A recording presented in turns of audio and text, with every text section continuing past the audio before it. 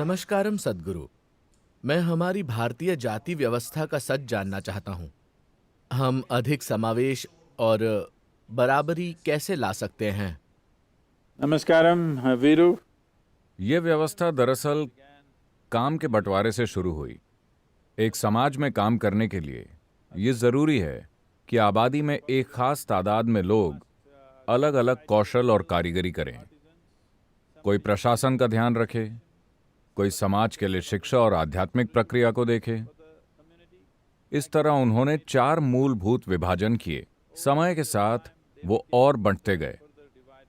जरूरी नहीं है कि पक्षपाती प्रक्रिया के तौर पर, बल्कि काम के बंटवारे के तौर पर। और साथ ही हमें यह समझना चाहिए कि प्राचीन समय में जब कोई इंजीनियरिंग स्कूल और मेडिकल स्कूल नहीं थे, अगर आपके पिता बढ़ई थे तो आप बचपन से घर पर बढ़ईगिरी सीखते थे और एक अच्छे बढ़ई बनते थे।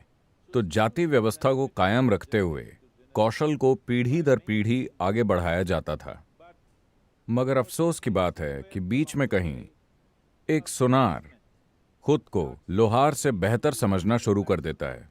हालांकि शायद समाज के लिए एक लोहार का काम सुनार से कहीं ज्यादा उपयोगी है, मगर किसी न किसी तरह एक खुद को दूसरे से श्रेष्ठ समझने लगता है और पीढ़ियों के साथ ये श्रेष्ठता स्थापित हो जाती है। इस श्रेष्ठता को स्थापित करने की कोशिश में हर तरह की शोषणकारी प्रक्रियाएं शुरू हुई और वो ऐसी जगह पहुंच गईं जहां जाति व्यवस्था लगभग रंग भेद की तरह अभिव्यक्त होना शुरू हो गई है। ये ऐसा हो ही गया है। अब भी भारत के कई गाँव में नीची जाति के माने जाने वाले लोग, जिन्हें आप दलित कहते हैं, कई गांवों में उनके पास बुनियादी मानव अधिकार भी नहीं है।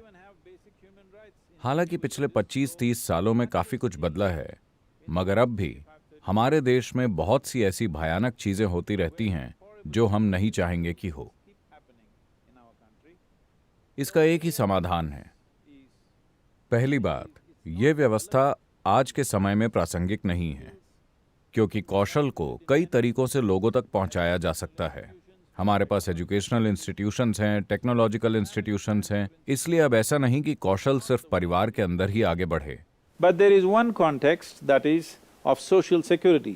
मगर एक संदर्भ अब भी है और वो है सामाजिक सुरक्षा। लोग अपने वर्ग और जाति का ध्यान रखते हैं। वो हमेशा अपनी जाति के लोगों की मुसीबत में मदद करते हैं। इस तरह की सामाजिक सुरक्षा मौजूद है। तो ये बहुत महत्वपूर्ण है कि हम एक राष्ट्रव्यापी सामाजिक सुरक्षा प्रणाली लाएं और ऐसी शिक्षा व्यवस्था बनाएं जो हर किसी की क्षमता के मुताबिक उन्हें कौशल प्रदान करे। ऐसा होने पर मेरे ख्याल से जाति व्यवस्था अपने आप खत्म हो जाएगी।